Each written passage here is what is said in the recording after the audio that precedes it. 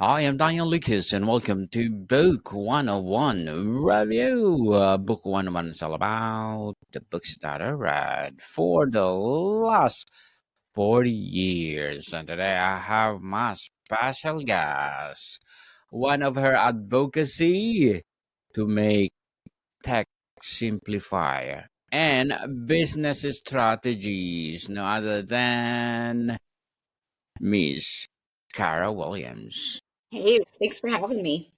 Welcome to Book 101, Miss Cara. And can you please introduce more about yourself that I miss? Yeah, so I'm Kara Williams, and I help entrepreneurs simplify their tech so that they can leave all that chaos behind and have more time. They can have more freedom, and they actually increase their bottom line when they consolidate. So, saving time and money all in one. I like that. Miss Cara, saving money and efficiency indeed. And thank you so much for sharing your knowledge and wisdom to the world. Let's talk about or defining the hidden cost and the problem. Yeah, Hidden so costs of success beyond obvious stress. What are the specific, less obvious costs that successful entrepreneurs are paying? so besides stress, when you are running a business, there's so many things that have to get done every single day. And if you don't keep them, if you don't have a back end that supports you, what I find so often is entrepreneurs they're running on so many different platforms and they're trying to make everything work and they're spending more time babysitting all of the breaking back end. And so that takes them away from the ability to just do what they're good at, whether they're coaches, whether they're selling products. Instead of being able to be front and center in their business, they're fixing everything that's breaking. And so that is just one of the heartbreaks of mine is it's so much easier than what we make it, but you have to know the right tools. What does drowning actually look and feel like for a six-figure entrepreneur? Is it constant state of busyness or anxiety or something else? I think it can be both. I think that we can we can get so busy with all of the things that need to be done and get overwhelmed. And I think so many times then you shut down. I think when you allow yourself to feel the overwhelm and not have the right systems in place, it actually leads to shutdown much sooner than if you can, make sure that your processes are solid. And then you don't have to babysit all of the things that need to get done because you have processes and systems that do them for you. Miss Cara, how did you first identify this specific phenomenon of profitable but overwhelmed business owners? So I guess it all came down to several years ago. I was trying to piece all the things together. And I knew I needed to do things like show up on social media, create new products, create new offers. But what was happening was I was trying to build out backends to support what I was trying to do on the front end. And it was taking all my time. And I found myself behind the keyboard instead of doing what it was that I knew I was supposed to be doing, coaching and, helping simplify other people's businesses. And so when I realized that I could consolidate and I could get rid of all of the things that were breaking and causing stress, it actually freed up all my time and my mental energy to actually serve my customers better. And so once I made that switch, I just so passionate now about helping other people do the same thing because you don't have to live in that constant state of chaos. Miss Cara, let's talk about the root causes of tech and systems. Let's talk about tech. How does the very technology that's supposed to create freedom become primary source of trap? Yeah, so many times I see people, and there's so many platforms that you can use. But when I first started, I was using ClickFunnels, I was using Kajabi, I was using WordPress, I was using ManyChat, I was also using Metricool. And to make all of those things talk to each other, I would have to go into one and set up my funnel. Then I would have to go to my website and I would have to change the links to where the buttons were to go to the funnel. And then I had to make sure that the funnel was zapped over to ManyChat so that it knew the link if somebody commented the keyword. And then to schedule my social media, I would head over to Metricool and I would have to make sure I grabbed all the right links and that keyword was actually what was going into ManyChat. And so I was logging in and out of all these places and building and all the things. And I would make mistakes all the time. So what would happen was I would be, where I thought I had all the automations set up. It'd be 9:00 at night. I'm about to, get ready for bed. And somebody would message and say, hey, I just tried to click that link, but it doesn't work. And then, wow, guess what? Instead of working on a new product or a new offer or serving my clients tomorrow, I'm back at my desk trying to fix the tech that didn't work because the systems did not integrate well. Miss Cara, what is the shiny object syndrome as it relates to business tech, and how does it contribute to this feeling of being overwhelmed? Yeah. So I think as entrepreneurs, we naturally gravitate toward new, exciting things. And it was funny. I just did a demo this morning of a software, and the ladies that were on that call this morning, they've been following me for a long time, and I have been a big advocate of this one platform, one login. Well, I was introducing another software, and they literally in the comments were like, Kara, is this a shining object? Like, is this something that, is actually going to help us? And I said, listen, I tested it, and y'all know that for years I've said one login, one software. I said, but when I found this that integrates so well with the other, and it speeds up my time and it allows me to create offers, create freebies, and actually products, I said, I realized I would be dumb to not use this. So I'm big on, yes, we can chase the shiny objects, but you have to test those objects and make sure that they're worth your time, they're worth your energy, and they're worth your money. Because if it's not adding value and adding back time and money into your business, it's just a distraction. And that's where we can lose our businesses if we're focused on distractions instead of what we should actually be focused on, which is moving the needle. Very well said. Miss Cara, empowering answer. Truly, truly are very well articulated. Why do so many successful entrepreneurs struggle with systematizing their process? Is it lack of knowledge, time, or something else? Well, I'm going to tell you that I read a book that changed the way I thought about systems, changed the way I thought about my whole business. I think in school, especially in the US, we're taught that if you don't know how to do something, you need to go learn how to do it. And I think this is where entrepreneurs get it wrong. I think that instead of you spending the time learning how to do something that you don't know how to do, if it's not your zone of genius and it's not what you want to be doing, you need to partner with the right person who knows how to do that thing, because partnering with that person is going to get you there faster. For example, several months ago, I had a client reach out to me and she asked me for a quote to build her a website. I gave her the quote and she goes, I love you, but I can't pay that. I said, okay, well, I'll point you to some YouTube videos where you can go learn, how to do it. She came back 3 weeks later and her website was a mess. She had a few pages built. She didn't have anything connected. And she goes, can you just fix this? Because I'm now 3 weeks behind. And I got in there and within 2 hours, 2 billable hours was it. I was able to get her website up and running. So it took her 3 weeks away from running her business, trying to do something that she thought she needed to learn. If she would have just partnered with me in the first place, in 2 hours, we would have had her website up and going and her on her way. And the book was Who Not How. And we need more who's in our lives. We don't need to learn all the hows. I don't need to learn how to put siding on my house. when I need new siding on my house, I'm going to call a contractor that they specialize in siding on houses, and I'm going to pay them because that's what they're amazing at. That's what their zone of genius is. I don't need to learn all the things. And so I think that that's where we mess up as entrepreneurs is we get in the weeds because we think we need to know how to do everything, but we don't. We need to build our network and we need to partner with the people to fill in the gaps where I lack knowledge and I lack skill.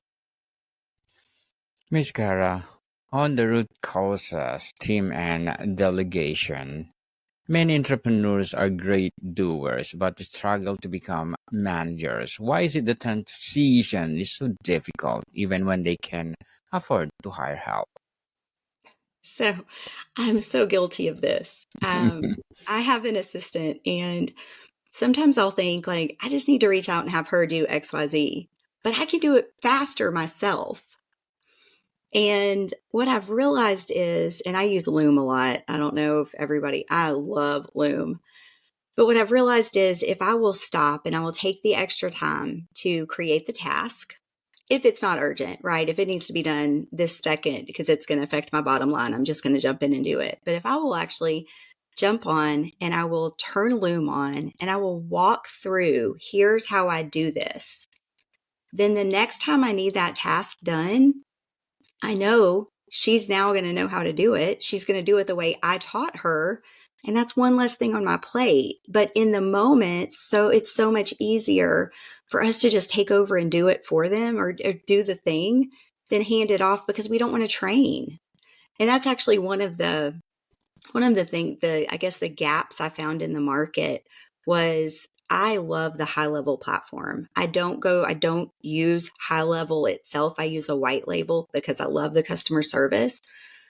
But so many of the CEOs I was working with, they didn't want to take the time to train their OBM or their VA. And I'm like, let me do it for you. You don't need to go learn how. You don't need to go put them in a course, have them watch YouTube videos. Let me hold your hand or hold their hand and figure out what do you need to accomplish and then do it. And so the who, not how, like that was a game changer. And I think more entrepreneurs need to shift that mindset that you don't need to know it all. You need to know somebody who knows what you don't know. What are the common hiring mistakes that lead to more management stress or net loss?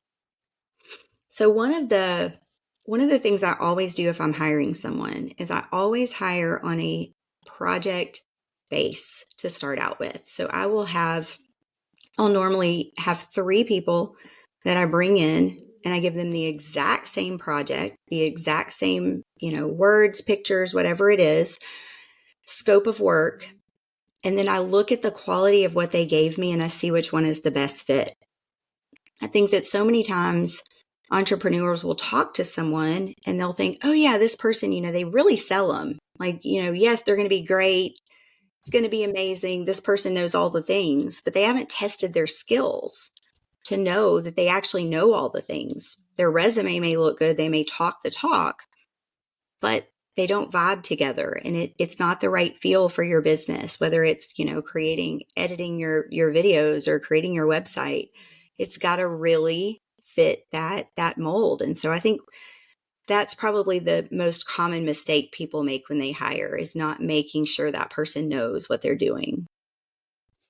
Miss Cara, how does the fear of losing control or quality prevent a leader from effective delegating even when they are completely overwhelmed? So that's something I really struggle with too. And I think so often we think we can do it the best. And I heard a statistic one time that said if someone else can do it 80% as well as you do, you shouldn't be doing it anymore. And if we will let go of that control and then help that person get to that 100% by giving them, tweaks. Like I just had somebody this week, she does a lot of graphic design for me.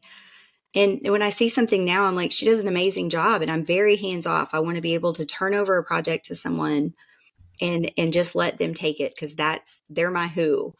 And there were just little things. I'll be like, hey, loved the content this week. This little thing needed to be changed. Could you do that moving forward? Oh yeah, that's great. We can help them get better if we will relinquish some control. But they're never going to get better, and we're going to just keep all that control if we don't learn how to effectively train them and help them become the person that we need, because they want to be. Like, most of the people that work with you want to be that employee that is your key player. But we got to help them. Yes, for sure. We need to help them, people. And Miss Cara, as a tech simplifier and a business strategist, what are your short-term and long-term goals? My short-term goals is to just really impact a lot more entrepreneurs and help them consolidate their tech, help them see the benefit of that and put it into practice.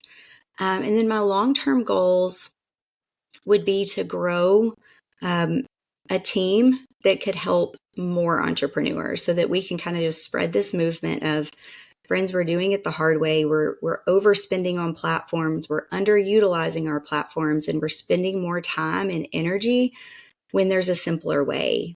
And so really just starting a movement of, let's simplify so that we can actually enjoy entrepreneurship again, because most entrepreneurs did not get in business to run a big team.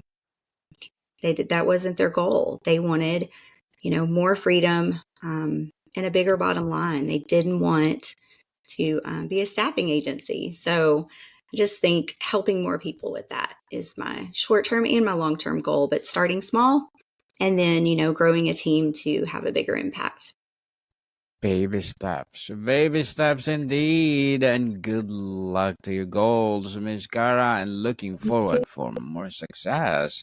Thank And you. what would be your piece of advice for those people out there who want to be like you? Oh man, you know what? Just dig in and start doing. You gain clarity and you learn from doing. You don't learn from sitting on the sidelines. You don't learn from watching more videos. You learn from doing. And so I am constantly on a weekly basis evaluating where my marketing message is, what that looks like, and am I attracting the right people? And if not, guess what? I'm circling back and I'm pivoting and I'm fixing that messaging. And I would say too, the other thing is, be the queen or king of pivot, because the first thing you start with is not necessarily going to be what you end with. So you have to be flexible and you have to let the market tell you what they need and where you can help them. Definitely. And thank you for that advice, Miss Cara. And can you please recommend a book or books that influence your journey? Yes, 2 books that every entrepreneur should read is 10x is easier than 2x and Who Not How. And those 2 books just really changed my entrepreneurship journey and really made me see from a different light. So definitely listen or read those. Thank you for that recommended books, Miss Cara. And let's talk about the prevention and sustainable success for a newer entrepreneur who is on their way to 6 figures. What can they do now to avoid this specific trap later? So I always tell people, I wish I would have known when I started that I needed to go with one platform, simplicity. I talk to entrepreneurs that they're like, well, but I can use this and this and this because I've already got it set up. I literally, when I realized my back end was broken and that my business was not running efficiently anymore, I literally took 2 weeks. I silenced the noise and I rebuilt so that I would have an automated back end that worked for me. That 2 weeks was the best thing I did for my business because I quit piecemealing and I quit trying to make the tools that weren't really meant to work together work together. And so I like to say the best day for you to have switched to an all-in-one and simplified your tech was on day 1 of your business, but the second best day is today. Now. Right now, people. Right now. Right now. Right now. Do it now. Stop procrastinating now. How does one redefine success from purely revenue based to include metrics like personal time, energy, and team morale. Yeah. So again, I think a lot of us, we did not get into entrepreneurship to, run big teams. We got into it for time freedom, and I'm a mama. And so you will find me Friday nights. I'm on the football field sidelines cheering on my boy.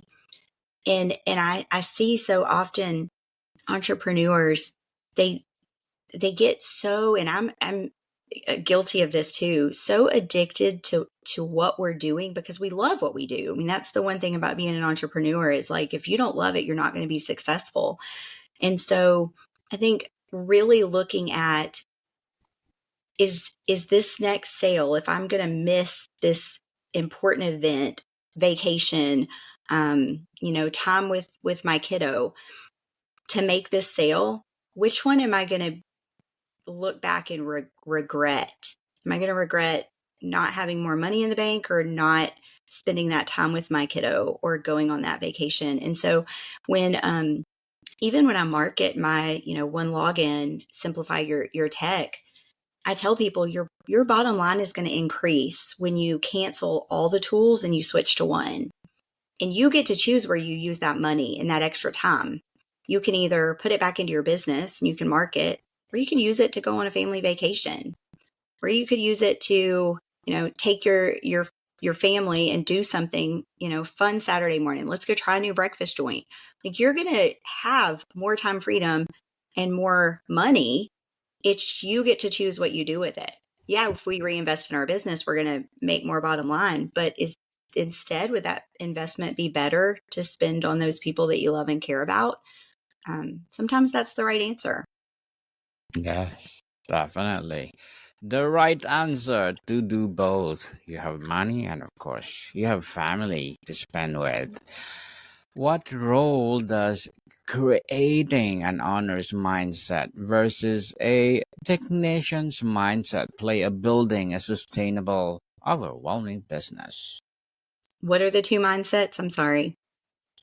Technician mindset and owner's mindset. Oh, owners versus technician. Yeah, I think when you look at something like an owner, and I think about like real estate. If I'm renting somewhere, I'm looking more at a technician, like, oh, I got this little hole in the wall. Let me do a little quick patch. Who cares what it looks like? It's not mine. And I think that tends to be when you're a technician in your business, like how you look at things. Whereas if you're an owner, like you want to fix those things that are broken now so that they don't slow you down later. And you want to keep that foundation solid. You want to keep those systems working well.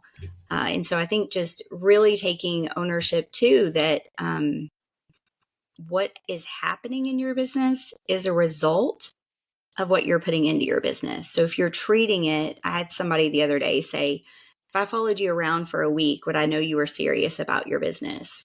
If if you're treating it like a hobby, it's going to pay you like a hobby.